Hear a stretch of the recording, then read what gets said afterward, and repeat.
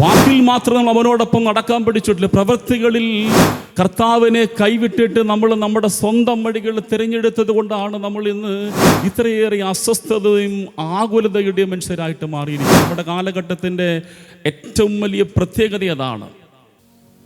ഈശോ മിശിഹായിൽ ഏറ്റവും സ്നേഹം നിറഞ്ഞ മാതാപിതാക്കന്മാരെ, സഹോദരീ സഹോദരങ്ങളെ, വാത്സല്യമുള്ള കുഞ്ഞുങ്ങളെ, ലൂക്കായുടെ സുവിശേഷം 10-ാം അധ്യായം 38 മുതലുള്ള വാക്യങ്ങളിലൂടെ പരാതി പറയാനായിട്ട് മാത്രം കർത്താവിൻ്റെ പക്കൽ എത്തുന്നവരാകരുത് എന്ന് ഈശോ നമ്മളെ ഓർമ്മിപ്പിക്കുകയാണ്.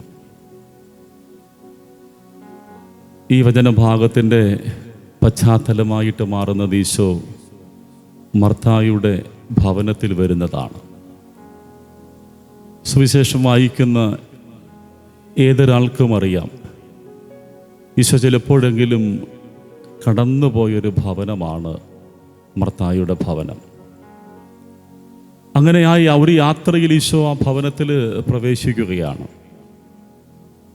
നമുക്കറിയാം, നമ്മുടെ വീട്ടിലേക്ക് ഇന്ന് സമൂഹത്തിലെ ഒരു പ്രധാനപ്പെട്ട ആൾ അപ്രതീക്ഷിതമായിട്ട് വന്ന് കയറിയാൽ നമ്മുടെ വ്യഗ്രത എന്തായിരിക്കും? പിന്നെ ആളെ ഏറ്റവും മനോഹരമായിട്ട് സ്വീകരിക്കുക, ആ ആൾക്ക് എന്ത് കൊടുക്കണമെന്നുള്ളതായിരിക്കും നമ്മുടെ വ്യഗ്രത.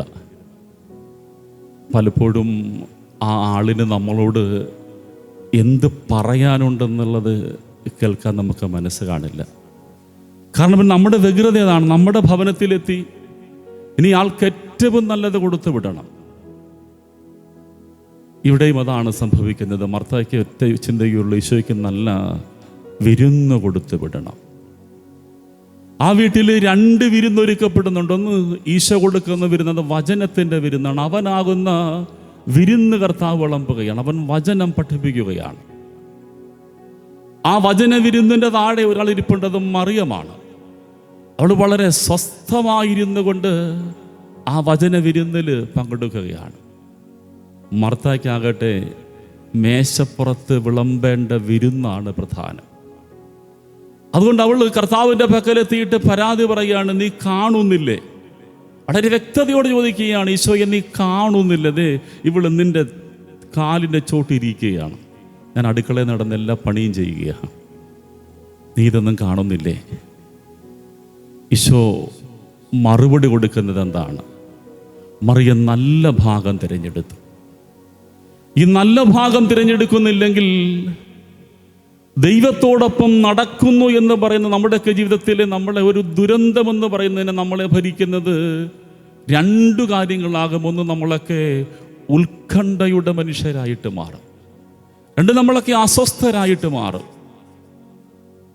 നമ്മളെല്ലാം ഈ ഞായറാഴ്ച ദേവാലയത്തിലേക്ക് എത്തിയത് കർത്താവിനോടുള്ള സ്നേഹത്തെ പ്രതിയും അവൻ്റെ നാമം ഏറ്റുപറയാനാണ്.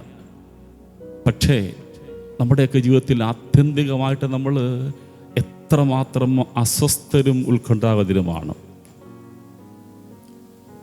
കർത്താവിൽ വിശ്വസിക്കുന്നു പറയുമ്പോഴും നമ്മുടെ ഉള്ളിൽ നമ്മളെ ഭരിക്കുന്നത് ഈ അസ്വസ്ഥതയുടെയും ഉത്കണ്ഠയുടെയും വികാരങ്ങളാണ്. ഓർത്തിരിക്കുക, നമ്മൾ വാക്കിൽ മാത്രമേ അവൻ്റെ കൂടെ ആയിട്ടുള്ളൂ. വാക്കിൽ മാത്രം അവനോടൊപ്പം നടക്കാൻ പഠിച്ചിട്ടില്ല, പ്രവൃത്തികളിൽ കർത്താവിനെ കൈവിട്ടിട്ട് നമ്മൾ നമ്മുടെ സ്വന്തം വഴികൾ തിരഞ്ഞെടുത്തത് കൊണ്ടാണ് നമ്മൾ ഇന്ന് ഇത്രയേറെ അസ്വസ്ഥതയും ആകുലതയുടെയും മനുഷ്യരായിട്ട് മാറിയിരിക്കുന്നത്. നമ്മുടെ കാലഘട്ടത്തിൻ്റെ ഏറ്റവും വലിയ പ്രത്യേകത അതാണ്. ആരോട് ചോദിച്ചാലും പറയുമല്ലേ, വല്ലാത്ത ടെൻഷനാണല്ലേ. ഇവിടെ ഇരിക്കുന്ന ആർക്കെങ്കിലും ടെൻഷനില്ലാത്തതിനുണ്ടോ എന്ന് കൈവക്കാവോ?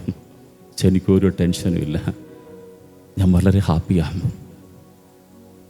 നമ്മളിങ്ങനെ സങ്കീർത്തനത്തിൽ വായിക്കുന്നുണ്ട്, 27-ാം സങ്കീർത്തനത്തിൻ്റെ 1-ാം വചനം, കർത്താവിൻ്റെ പ്രകാശവും രക്ഷയുമാണ്, ഞാൻ ആരെ പേടിക്കണം? അവൻ എൻ്റെ ജീവിതത്തിൻ്റെ കോട്ടയാണ്. സങ്കീർത്തകൻ ഭയന്നോടുന്ന തൻ്റെ ജീവിതത്തിൻ്റെ അവസ്ഥയിൽ നിന്നുകൊണ്ട് വിളിച്ചു പറയുന്നതാണ്, കർത്താവിൻ്റെ പ്രകാശവും രക്ഷയുമാണ്, ഞാൻ ആരെ ഭയപ്പെടണം? ജീവിതത്തിൻ്റെ വഴിയിൽ സങ്കടങ്ങളിലൂടെയും തകർച്ചകളിലൂടെയും കടന്നു പോകുന്ന ഒരു വിശ്വാസിയുടെ അടിസ്ഥാനപരമായ മനോഭാവം അതാകണം. കർത്താവിൻ്റെ രക്ഷയും പ്രകാശവുമാണ് പിന്നെ ഞാൻ ആരെയാണ് ഭയപ്പെടേണ്ടത്? ഈ ഒരു ബോധ്യം നഷ്ടപ്പെട്ടു പോകുമ്പോഴാണ് നമ്മളൊക്കെ വല്ലാതെ അസ്വസ്ഥതകൾക്കും ഉത്കണ്ഠകൾക്കും അടിമപ്പെട്ടു പോകുന്നത്. എൻ്റെ ജീവിതത്തെക്കുറിച്ച് എൻ്റെ ദൈവത്തിന് മനോഹരമായൊരു പദ്ധതിയുണ്ട്. അതാണ് അവിടുന്ന് വചനത്തിലൂടെ പറഞ്ഞു, നിന്നെക്കുറിച്ച് എനിക്കൊരു പദ്ധതിയുണ്ട്, നിൻ്റെ നാശത്തിനല്ല, നിൻ്റെ ശോഭനമായ ഭാവിക്കുതകുന്ന പദ്ധതി. നിനക്ക് ശുഭമായ ഭാവിയും പ്രത്യാശയും തരുന്നൊരു പദ്ധതി എനിക്കുണ്ട്. ദൈവം നമുക്ക് വേണ്ടിയിട്ട് കരുതിയിരിക്കുന്ന മനോഹരമായൊരു പദ്ധതിയുണ്ടെന്ന് വിശ്വസിക്കാൻ കഴിഞ്ഞെങ്കിൽ മാത്രമേ നമുക്കിനി ഈ കാലഘട്ടത്തിൽ ജീവിക്കാൻ കഴിയുള്ളൂ. അത് വിശ്വസിക്കാനായിട്ട് കഴിയണമെങ്കിൽ കർത്താവിനെ കേൾക്കുന്ന മനുഷ്യരായിട്ട് മാറണം. നമ്മളിന്ന് ദൈവത്തോട് സംസാരിക്കുന്ന മനുഷ്യർ മാത്രമാണ്. പള്ളിയിലെത്തി നമ്മൾ ഒരുപാട് കാര്യങ്ങൾ ഈ കുർബാനയ്ക്കിടെ തമ്പുരാനോട് പറയും, എനിക്കത് വേണം, ഇത് വേണം, ആവശ്യങ്ങളൊക്കെ നമ്മൾ പറയും.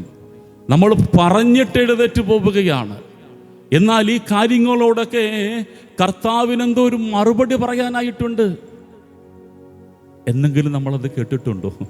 നമ്മളെല്ലാം പറഞ്ഞിട്ട് എഴുന്നേറ്റ് പോയി. നമ്മൾ പറഞ്ഞ കാര്യങ്ങളോടൊക്കെ ഈശോയ്ക്കൊരു മറുപടി പറയാനുണ്ട്. ഈ മറുപടി കേൾക്കാൻ നമ്മളൊക്കെ മറന്നുപോയതാണ് നമ്മുടെ ഏറ്റവും വലിയ സങ്കടത്തിന് കാരണം. ഒരു കൂട്ടുകാരനൊരു അച്ഛൻ പങ്കുവച്ചൊരു അനുഭവമുണ്ട്.